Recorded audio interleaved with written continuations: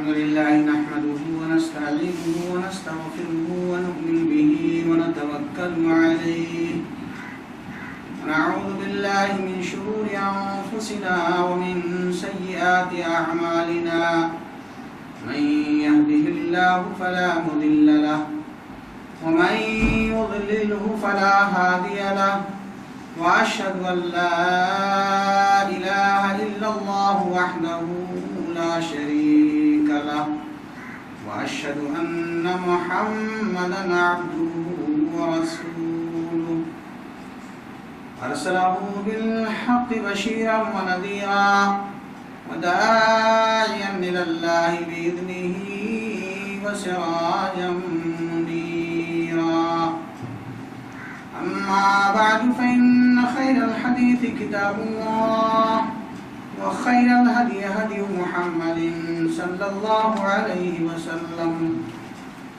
وشر الأمور محدثاتها وكل محدثة بدعة وكل بدعة ضلالة وفي رواية وكل ضلالة في النار. فقد قال الله تبارك وتعالى في كلامه المجيد والفرقان الحميد: أعوذ بالله من الشيطان الرجيم. بسم الله الرحمن الرحيم. قاف والقرآن المجيد بل عجبوا أن جاءهم منذر منهم فقال الكافرون هذا شيء عجيب أإذا متنا وكنا ترابا ذلك رجع بعيد قد علمنا ما تنقص الأرض منهم وعندنا كتاب حفيظ بل كذبوا بالحق لما جاءهم فهم في أمر مريج أفلم ينظروا إلى السماء فوقهم كيف بنيناها وزيناها وما لها من فروج والأرض مددناها وألقينا فيها رواسي وأنبتنا فيها من كل زوج بهيج تبصرة وذكرى لكل عبد منيب ونزلنا من السماء ماء مباركا فأنبتنا به جنات وحب الحصيد والنخل باسقات لها طلع نضيد رزقا للعباد وأحيينا به بلدة ميتا كذلك الخروج كذبت قبلهم قوم نوح وأصحاب الرس وثمود وعاد وفرعون وإخوان لوط وأصحاب الأيكة وقوم تبع كل كذب الرسل فحق وعيد أفعينا بالخلق الأول بل هم في لبس من خلق جديد وقال سبحانه وتعالى في مقام آخر أعوذ بالله من الشيطان الرجيم قل لن يصيبنا إلا ما كتب الله لنا هو مولانا وعلى الله فليتوكل المؤمنون وقال أيضا في مقام آخر قل لا أملك لنفسي نفعا ولا ضرا إلا ما شاء الله ولو كنت أعلم الغيب لاستكثرت من الخير وما مسني السوء إن أنا إلا نذير وبشير لقوم يؤمنون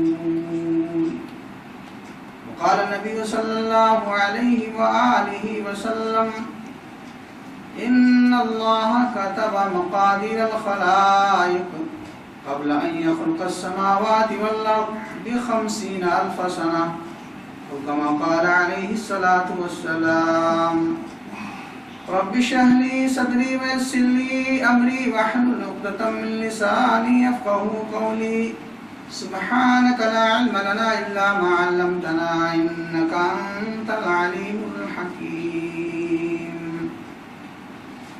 اللهم انفعني بما علمتني وعلمني ما ينفعني وزدني علما معزز سامعین اکرام، بزرگو، اسلامی بھائیوں اور قابل قدر خواتین اسلام، ہر قسم کی تعریف و توصیف، بڑائی، بزرگی، کبریائی لائق اور سوار ہے اس خالق کائنات کے لیے جو ہمارا اور آپ کا ہی نہیں بلکہ ساری کائنات کا تن تنہا خالق و مالک و رازق ہے۔ بعدہ انگنت اور بے شمار درود و سلام نازل ہوں اللہ رب العالمین کے ان برگزیدہ بندوں اور ہستیوں پر جنہیں ساری کائنات انبیاء اور رسول کے نام سے یاد کرتی ہے، بالخصوص آخری نبی احمد مصطفیٰ محمد مصطفیٰ صلی اللہ علیہ وآلہ وسلم پر، جنہیں اللہ رب العزت نے ساری کائنات کے لیے بشیر و نذیر بنا کر بھیجا۔ اللہم صلی علی محمد مبارک وسلم علیہ۔ گرامی قدر حضرات، خطبہ مسنونہ کے بعد اللہ رب العالمین کی آخری کتاب قرآن مجید سے دو مختلف مقامات سے دو آیتیں میں نے آپ کے سامنے تلاوت کی ہیں، ساتھ ہی ساتھ اللہ کے نبی صلی اللہ علیہ وسلم کی ایک پیاری حدیث میں نے آپ کے سامنے پڑھی ہے۔ آیت کریمہ اور حدیث پاک کی روشنی میں مختصر سے وقت میں چند گزارشات قرآن و سنت کی روشنی میں آپ کے سامنے رکھنی ہیں، جس کا تعلق براہ راست ہمارے عقیدے سے ہے۔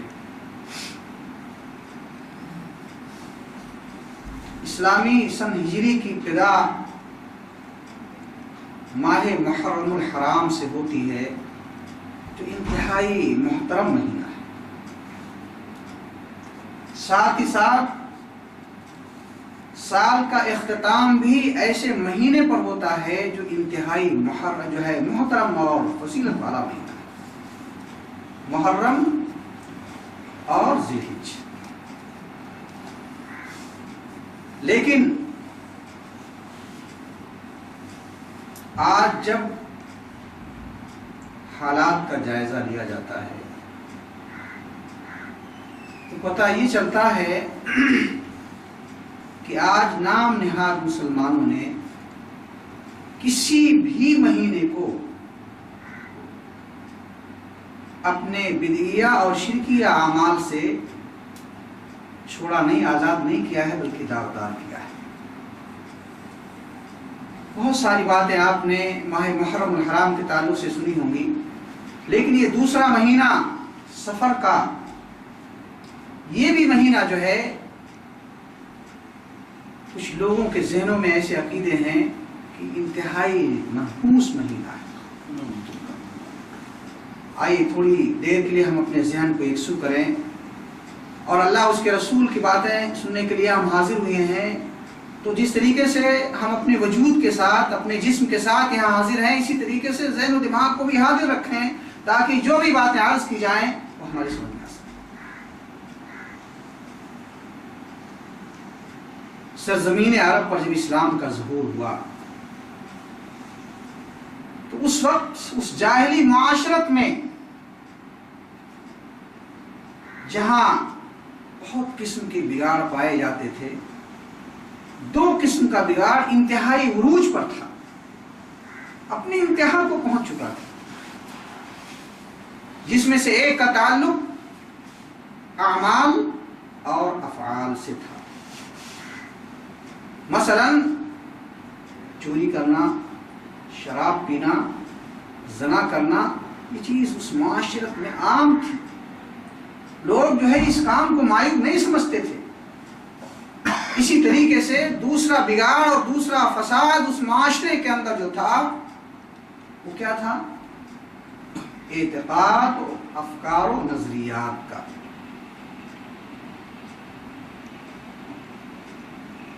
لوگ بتوں کو معبود سمجھتے تھے، زمانے اور مخلوقات سے جو ہے بشگونی مراد لیتے تھے، یہ چیزیں عام تھیں۔ لیکن اسلام آیا، اسلام نے اپنی تدریجی حکمت عملی کے ذریعہ آہستہ آہستہ جو چیزیں ان کے ذہن و دماغ میں راسخ ہو چکی تھیں، پیوست ہو چکی تھیں، آہستہ آہستہ کھرچ کر کے اس عقیدے کو نکالا اور وہاں اس جگہ پر قرآن و سنت کے عقیدے کو ان کے ذہن و دماغ کے اندر بٹھایا اور یہ تأثر دیا، یہ عقیدہ دیا کہ اس کائنات کے اندر اللہ رب العالمین کے حکم کے بغیر کوئی چیز وجود میں نہیں آتی، حتیٰ کہ ایک سوکھے ہوئے درخت سے سوکھا ہوا پتا بھی اپنی جگہ اس وقت تک نہیں چھوڑتا جب تک کہ رب کریم کا حکم نہ ہو جائے۔ یہ عقیدہ اسلام نے دیا اور اللہ کے نبی جناب محمد رسول اللہ صلی اللہ علیہ وسلم نے قرآن کریم کی اس آیت کریمہ کی روشنی میں کہ وہ بلوناہم بالحسنات والسیئات لعلہم یرجعون، یہ بھی عقیدہ دیا کہ ہم تمہیں آزمائیں گے، خوشحالی کے ذریعہ بھی بدحالی کے ذریعہ بھی۔ مقصد اس کا کیا ہوگا؟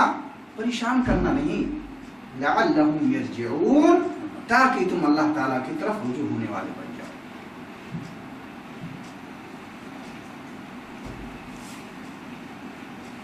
آپ اندازہ لگائیں کہ اللہ رب العالمین جو پوری کائنات کا مالک ہے، خالق ہے،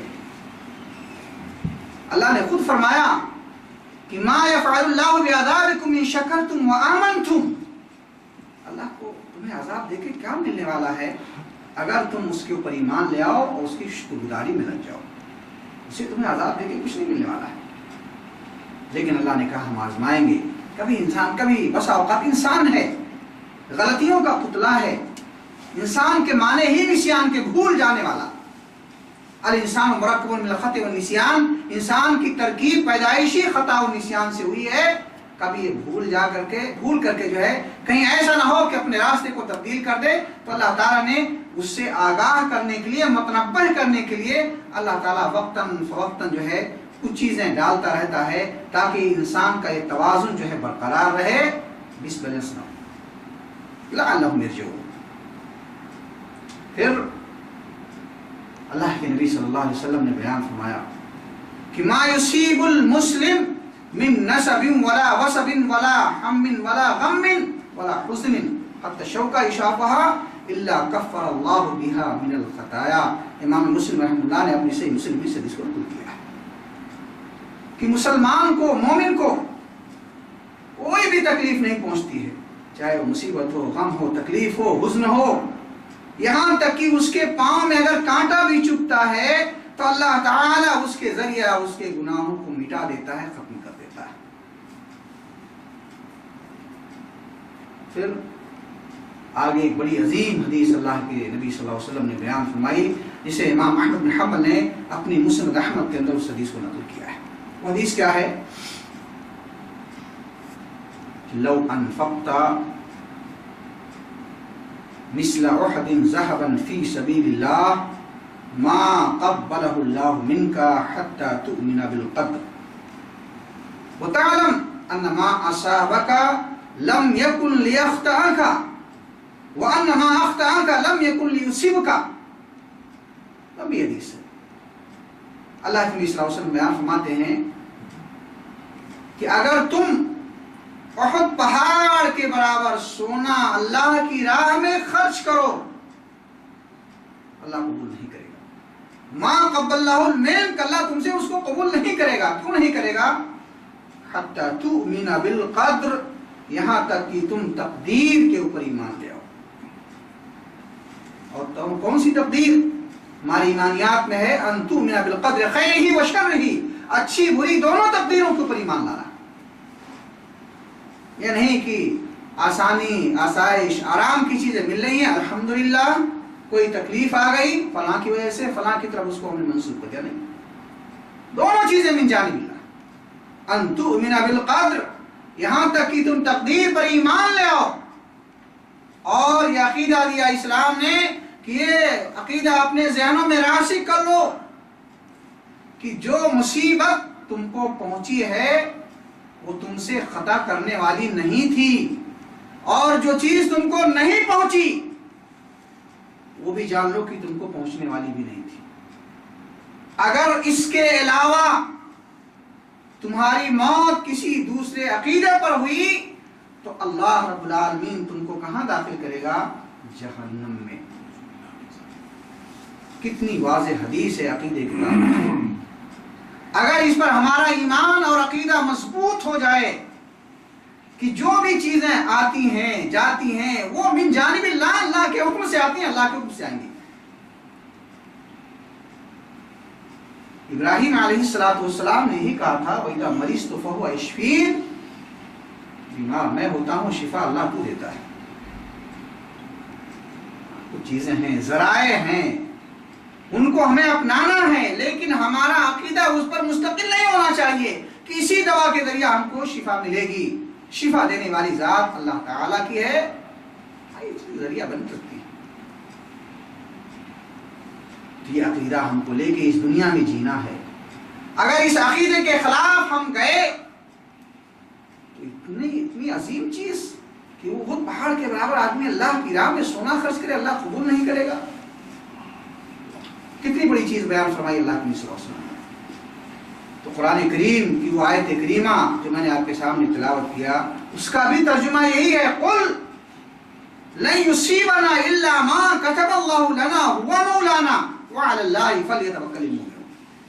اللہ تعالی جناب محمد رسول اللہ صلی اللہ علیہ وسلم کے ذریعہ کہلوا رہا، قل آپ کہہ دیں کہ ہرگز تمہیں کوئی چیز نہیں پہنچ سکتی الا ما کتب اللہ لنا، مگر یہ کہ اللہ تعالیٰ نے یہ تمہاری تقدیر میں لکھ دیا ہے، وہ چیز پہنچ کر رہے گی۔ ہوا مولانا، پہنچ کے رہے گی۔ اب ہوا مولانا، تمہارا کارساز کون ہے؟ اللہ۔ وَعَلَى اللَّهِ فَلْيَتَوَكَّلِ الْمُؤْمِنُونَ، اور مومنوں کو چاہیے کہ اللہ پر ہی بھروسہ کریں۔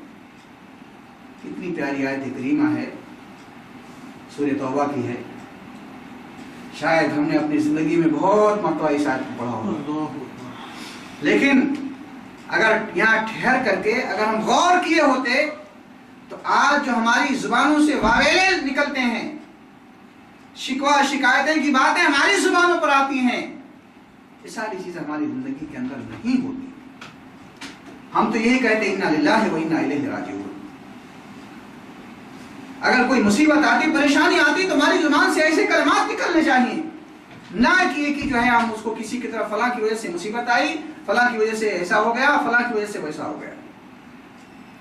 بہت سارے لوگ ہیں جو یہاں پر آ کر کے ٹھوکریں کھاتے ہیں، آج بھی ان کا یہ عقیدہ ہے کہ یہ مہینہ منحوس ہے۔ اس نحوست کی بنیاد پر آج اس مہینے کے اندر وہ اپنے نئے کاروبار شروع نہیں کرتے، شادیاں نہیں کرتے، سفر کے لیے باہر نہیں نکلتے۔ آخر ہے یہ کیا؟ کوئی بلی سامنے سے گزر گئی، کوئی نابینا شخص سامنے سے گزر گیا، کوئی بانجھ عورت سامنے سے گزر گئی، سفر ملتوی۔ اب یہ سفر ہمارا کامیاب نہیں ہو سکتا۔ مسلمانوں، یہ عقیدہ تم لائے کہاں سے؟ یہ عقیدہ تم کو دیا کس نے؟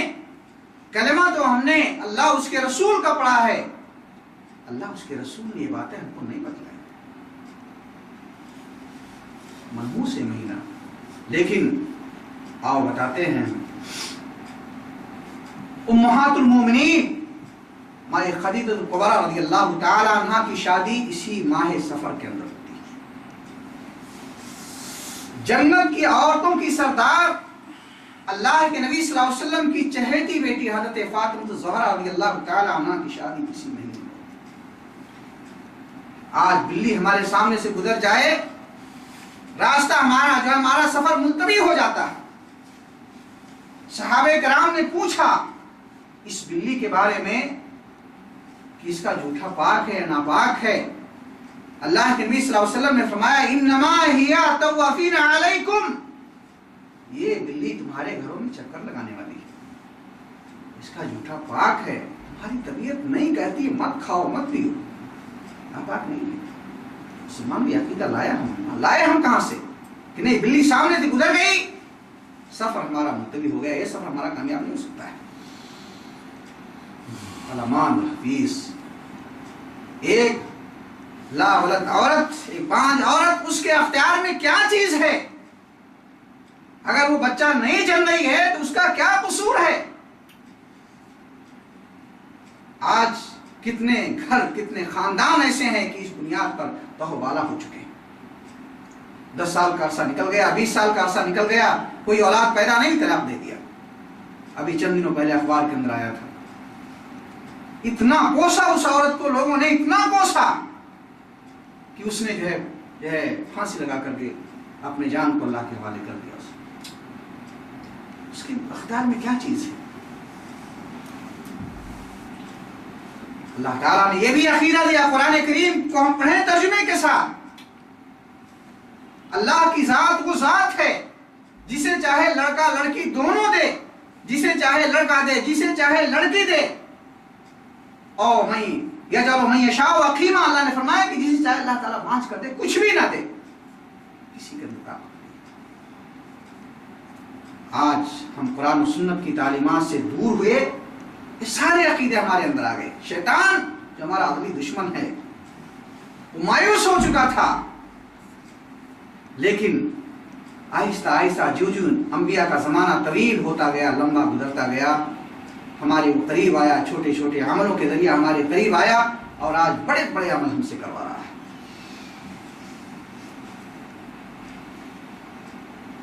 بہت ساری چیزیں ہم کرتے ہیں، لیکن اگر عقیدہ ہمارا صحیح نہیں ہے، عقیدہ ہمارا درست نہیں ہے، تو اللہ تعالیٰ کے ہاں ہمارے سارے عمل اکارت اور برباد ہیں۔ عقیدہ اصل الاصول ہے، اساس ہے، اسی کے اوپر جو ہے اسلام کی پوری عمارت قائم ہے۔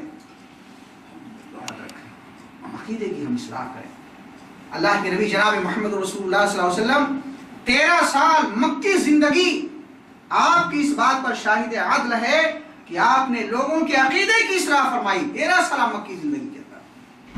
لیکن جب عقیدے کی اصلاح ہو گئی تو 10 سالہ جو مدنی زندگی ہے پورا اسلام نازل ہو گیا. کوئی دقت، کوئی دشواری، کوئی پریشانی صحابہ کرام کے سامنے نہیں آئی کیونکہ عقیدہ مضبوط ہو گیا. آج ہمارے عقیدوں کے اندر گڑبڑی ہے، اس لیے ہم ہر قدم پر ٹھوکریں کھا رہے ہیں. کبھی ایسا ہو جائے گا، کبھی ویسا ہو جائے گا، کبھی ایسا نہ ہو، کبھی ویسا نہ ہو. کیوں ایسا ویسا؟ یہ سارے الفاظ جو شیطانی الفاظ ہیں. قُلْ لَن يُصِيبَنَا إِلَّا مَا كَتَبَ اللَّهُ لَنَا هُوَ مَوْلَانَا وَعَلَى اللَّهِ فَلْيَتَوَكَّلِ الْمُؤْمِنُونَ. اللہ کے نبی جناب محمد رسول اللہ صلی اللہ علیہ وسلم نے فرمایا کہ ان اللہ كتب مقادیر الخلائق قبل ان يخلق السماوات والارض ب50,000 سنہ. زمین و آسمان کے پیدا کرنے سے 50,000 سال پہلے اللہ تعالیٰ نے بندوں کی تقدیروں کو لکھ دیا تھا. تقدیر کو ہم جھٹلا رہے ہیں، اللہ کو جھٹلا رہے ہیں، نبی کو جھٹلا رہے ہیں. کون سچا ہے بھائی؟ ہم سچے ہیں، اللہ اس کے رسول نعوذ باللہ مزاج جھوٹے ہیں. اللہ کے نبی صلی اللہ علیہ وسلم کے زبان مبارک اللہ تعالیٰ نے کہلوایا قُلْ لَا أَمْلِكُ لِنَفْسِي نَفْعًا وَلَا ضَرًّا. اے محمد صلی اللہ علیہ وسلم آپ اعلان کر دیں کہ میں اپنی ذات کے لیے بھی نفع نقصان کا کچھ بھی مالک نہیں ہوں الا ما شاء اللہ، مگر اللہ نے مقدر کیا. وَلَوْ كُنْتُ أَعْلَمُ الْغَيْبَ لَاسْتَكْثَرْتُ مِنَ الْخَيْرِ وَمَا مَسَّنِيَ السُّوءُ. اور آپ یہ کہہ دیں کہ میں غیب نہیں جانتا. اللہ تعالیٰ محمد عربی صلی اللہ علیہ وسلم کی زبانی کہلوا رہا ہے کہ آپ کہہ دو میں غیب نہیں جانتا. ایک مسلمان کہتا نہیں آپ غیب جانتے تھے. کون سچا ہے؟ یہ مقدمہ کس عدالت میں ہم لے کر جائیں گے؟ ہم نے تو اللہ اس کے رسول کو جھوٹا قرار دیا. آپ کہہ رہے ہیں کہ اگر میں غیب جانتا لستکثرت من الخیر، تو میں اپنے دامن میں بہت سارے خیر کو اکٹھا کر لیتا، جمع کر لیتا. وما مسنی السوء، ہمیں ذرہ برابر بھی تکلیف نہیں پہنچتی. اتنی واضح آیت ہونے کے باوجود اب آدمی اپنے عقلی گھوڑے دوڑانا شروع کیا. اسلام میں عقل کا دخل نہیں ہے، اور جہاں لوگوں نے عقلی گھوڑے دوڑائے وہیں سے انہوں نے ٹھوکریں کھائی، وہیں سے شیطان نے ان کو اچکائے، اور اتنے سارے جو ہے مسالے، اتنے سارے مذاہب اور اتنے سارے عقیدے جو ہے آج لوگوں کے بیچ میں رائج. سیدھا سیدھا قرآن اللہ صلی اللہ علیہ وسلم کی دنیا سے جاتے جاتے آپ نے ہی کہا تھا ترکت فیکم امرین لن تضلوا ما تمسکتم بہما کتاب اللہ. دو چیزیں تھام لو، دو ہاتھ اللہ نے دے، ایک ہاتھ میں قرآن لے لو، ایک ہاتھ میں حدیث رسول کو لے لو، بس خلاص. لیکن ان دونوں چیزوں کو جس میں ہدایت کی چیزیں تھیں ہم نے پسے کچھ ڈالا اور بہت ساری چیزوں کو ہم نے اپنے ساتھ میں لے لیا. اس لیے آج گمراہیوں کے وادیوں کے اندر ہم جو ہے ٹھوکریں کھا رہے ہیں. ان انا الا نذیر و بشیر لقوم یؤمنون. آپ نے فرمایا میری ذمہ داری ہے کہ میں خوشخبری دینے والا، ڈرانے والا مومنوں کے لیے بنا کر بھیجا گیا، بس. ایک اور حدیث اس میں اللہ کے نیچے جو متفق علیہ روایت اللہ کے صلی اللہ علیہ وسلم بیان فرماتے ہیں، اس حدیث سے دیکھیے بہت سارے عقیدے آپ کے سامنے آئیں گے. آپ نے فرمایا لا عدوا ولا طیرا ولا حاما ولا سفر. کوئی بیماری متعدی نہیں ہوتی، اور نہ بدشگونی اسلام میں جائز ہے، نہ الو کا بولنا کوئی حقیقت رکھتا ہے، اور نہ ہی یہ مہینہ منحوس ہے. یہ کس نے کہا؟ لسان المصدوق جناب محمد رسول اللہ صلی اللہ علیہ وسلم نے، جن کی شان میں اللہ نے بیان فرمایا کہ وما ينطق عن الهوى ان هو الا وحی یوحى. میرے نبی اپنی طرف سے کچھ نہیں بولتے، جو ان کی طرف وحی کی جاتی ہے وہی وہ بولتے ہیں، وہی ان کی زبان ہوتی ہے. تو گویا اللہ کے حکم سے آپ نے یہ کہا کہ کوئی بیماری متعدی نہیں ہے، چھوت چھات کی بیماری اسلام کے اندر ہے ہی نہیں. ایک صحابی آتے ہیں اور کہتے ہیں اللہ کے صلی اللہ علیہ وسلم ہمارے اونٹ جو ہے ریگستان میں چلتے رہتے ہیں اور تندرست ہرنوں کی طریقے سے رہتے ہیں، لیکن اچانک ان میں سے ایک خارش زدہ اونٹ آ جاتا ہے اور سارے اونٹوں کو جو ہے خارش زدہ کر دیتا ہے. اچھی بات. اللہ کے صلی اللہ علیہ وسلم نے بتایا، کہا یہ بتاؤ کہ فمن اعذل اول، ٹھیک ہے اس اونٹ نے تمام اونٹوں کو خارج ادا کر دیا، لیکن یہ پہلے اونٹ کو جو بیماری آئی وہ کہاں سے آئی؟ تو کچھ احتیاطی تدبیریں اسلام نے بتلائی ہیں، لیکن اس کا مطلب یہ نہیں جب آپ نے کہہ دیا لا عدویٰ، کوئی بیماری متعدی نہیں ہے، اور ہم کہہ نہیں یہ بیماری متعدی ہوتی ہے۔ اللہ ہم کو صحیح سمجھتا ہوں۔ ولا تیرا، امام نبی رحمہ اللہ کہتے ہیں، اس حدیث کی شرح کرتے ہیں کہ زمانے جاہلیت کا یہ دستور تھا کہ جب وہ کسی سفر پہ نکلتے تو کیا کرتے، ایک پرندہ اڑاتے، اگر وہ پرندہ دائیں طرف اڑ جاتا تو کہتے نہیں یہ سفر ہمارا انشاءاللہ کامیاب ہوگا، اور اگر وہ بائیں طرف اتفاق سے پرندہ اڑ جاتا سفر ملتوی کر دیتے کہ اب یہ سفر ہمارا کامیاب نہیں ہوگا۔ زمانے جاہلیت کا طریقہ تھا، زمانے جاہلیت کا یہ دستور تھا۔ اسلام آیا، ان تمام چیزوں کو اسلام نے ختم کر دیا۔ اللہ کے نبی صلی اللہ علیہ وسلم نے فرمایا الطیرۃ شرک، الطیرۃ شرک، الطیرۃ شرک، 3 مرتبہ آپ نے فرمایا پرندے کو اڑا کر کے بدشگونی لینا شرک ہے، شرک ہے، شرک ہے۔ پھر دوسری حدیث میں آپ نے فرمایا کہ من ردتہ الطیرۃ عن حاجۃ فقد اشرک، جس کسی بھی انسان کو اس کے اس طیرہ نے روک دیا تو وہ اس نے شرک کیا۔ اب شرک تو بڑا ہی واضح چیز ہے، ہم سنتے رہتے ہیں شرک بہت بڑا گناہ، اس سے بڑا گناہ اس کائنات کے اندر اللہ کے نزدیک کوئی اور دوسرا نہیں۔ اتنا بڑا کام ایک کلمہ وہ مسلمان کر رہا ہے، شرک کا کام کر رہا ہے، اور اللہ نے کہا شرک کو میں کبھی بھی معاف نہیں کر سکتا ہوں۔ اگر وہ اپنی زندگی میں ہی حیات میں توبہ استغفار کر کے نہیں آیا ہے تو میں شرک کو کبھی معاف نہیں کر سکتا، وہ مخلد فی النار ہے، ہمیشہ ہمیشہ کے لیے وہ جہنم میں جائے گا۔ اور اگر شرک نہیں کیا ہے، ملے جلے عمل کر کے آیا ہے، کچھ گناہ بھی ہیں کچھ نیکیاں بھی ہیں، تو میری جو ہے چاہت میری مرضی پر منحصر ہے، انشاء اللہ چاہے تو میں اس کو اپنے رحم و کرم سے معاف کر دوں، چاہے تو اس کے گناہ کی سزا دوں۔ لیکن شرک کے تعلق سے اللہ نے حتمی فیصلہ کیا ہے کہ میں کبھی بھی معاف نہیں کر سکتا ہوں، اور وہ ہمیشہ ہمیشہ کے لیے جہنم میں جائے گا۔ یہ ساری چیزیں آج جو ہماری زندگی کے اندر ہیں، ہماری زندگیوں سے جو یہ چیزیں نکل رہی ہیں، یہی ساری چیزیں آج ہمارے لیے یہی ہمارا عمل نحوست کا باعث بنا ہوا ہے۔ منحوسیت کسی چیز کے اندر نہیں ہے، یہ ہمارے اعمال منحوس ہیں، انہی کی بنیاد پر وما اصابکم من مصیبت ان کے تحت یہی ہمارے برے اعمال جو ہے ہمارے لیے جو ہے مصیبت کا سبب بنے ہوئے ہیں۔ آج آدمی جو ہے اس چیز کا محاسبہ کرنے کے لیے تیار نہیں ہے، بلکہ اپنے آپ کو بہت پاک و صاف مبرہ سمجھتا ہے اور اس چیز کو دوسری کی طرف منسوخ کر دیتا ہے۔ لا عدویٰ ولا طیرہ، کوئی بیماری جو ہے متعدی نہیں، اور نہ ہی بدشگونی اسلام کے اندر جائز ہے۔ وہاں عائشہ رضی اللہ تعالی عنہا اس کا جواب دیتے ہوئے قرآن کریم کی آیت کریمہ پیش کرتی ہیں، ما اصاب من مصیبت فی الارض ولا فی انفسکم الا فی کتاب من قبل ان نبرأها ان ذلك علی اللہ یسیر لکی لا تأسوا علی ما فاتکم ولا تفرحوا بما آتاکم ان اللہ لا يحب كل مختار فخور۔ سورہ حدید کی آیت۔ ما اصاب من مصیبت فی الارض ولا فی انفسکم، کوئی پریشانی مصیبت آفت اس دنیا میں نازل نہیں ہوتی ہے، نہ زمین میں نہ تمہاری جانوں میں۔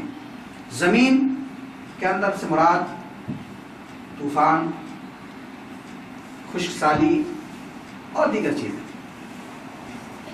ہماری جانوں میں تھکان ہے، بیماری ہے، مصیبت ہے، یہ کوئی چیز نازل نہیں ہوتی ہے الا فی کتاب، مگر یہ کہ اللہ نے اس کو کتاب میں پہلے لکھ دیا۔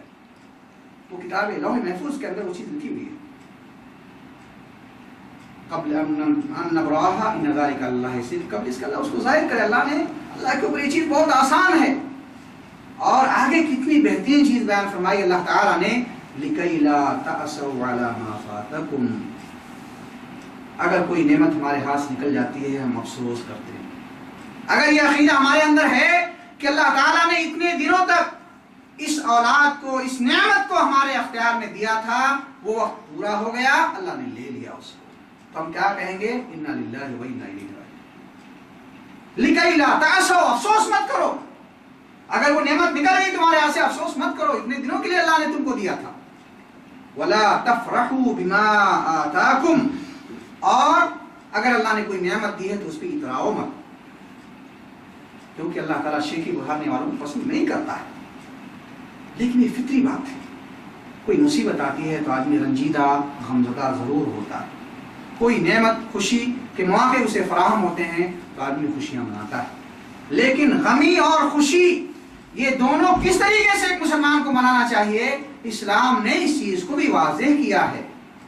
ایسا نہیں کہ تم آزاد ہو، جیسے چاہو ایسے خوشی مناؤ، جیسے چاہو ایسے غمی مناؤ، نہیں۔ آج کوئی مصیبت آتی ہے، عورتوں کا معمول بھی عمل کیا ہوتا ہے؟ گریبان پھاڑنا، چوڑیاں توڑنا، باڑ نوچنا، واہ ویلا کرنا، یہ ساری چیزیں نہیں، غم کے طریقے بتائے اسلام نے۔ اللہ کے نبی جناب محمد رسول اللہ صلی اللہ علیہ وسلم ایک موقع پر گئے، غالباً آپ کی نواسی یا نواسے کا دم جو ہے ٹوٹا آپ کے گود میں، آپ کے آنکھوں سے چند قطرات آنسو کی گر گئے۔ صحابی رسول نے پوچھا، غالباً عبد الرحمن بن عوف نے پوچھا انہوں نے کہ اللہ کے نبی صلی اللہ علیہ وسلم آپ تو لوگوں کو منع کرتے ہیں، آپ خود رو رہے ہیں؟ کہا نہیں، یہ رو نہیں رہا ہوں، یہ بغیر اختیار کے، بغیر کسی قصد و ارادے کے یہ رحمت ہے جو ان آنکھوں سے نکل آئی۔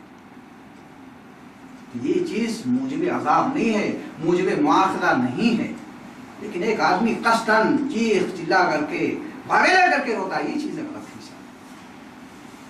کتنی پیاری آیت کریمہ یہ ہمیں سبق اور درس دے رہی ہے کہ اگر ہمارا عقیدے کے اوپر جو ہے، تقدیر کے اوپر عقیدہ ہمارا مستحکم و مضبوط ہے، تو ایسے بے شمار مواقع ہماری زندگی کا، کبھی مصیبت ہے، کبھی پریشانی ہے، کبھی آسانی ہے، کبھی خوشی ہے، تو ہم آپے سے باہر نہ ہو۔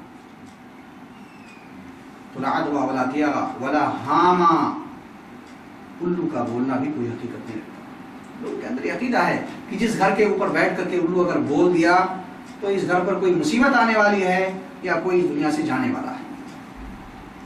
وما كان لنفس ان تموت الا باذن اللہ، یہ اسلام نے عقیدہ ہے، کوئی جان اللہ کے حکم کے بغیر نہیں جا سکتی۔ الو بولے، دنیا بولے، لیکن جب تک اللہ نے اس کی زندگی لکھی ہے وہ اپنی پوری زندگی گزار کر کے اس دنیا سے جائے گا۔ لیکن وہ عقیدہ ہے، ایسے ایسے عقیدے لوگوں نے گڑھ لیے ہیں، ایسے ایسے عقیدے لوگوں نے اپنے اندر بیٹھا لیے ہیں جس کا اسلام سے کوئی تعلق ہی نہیں ہے۔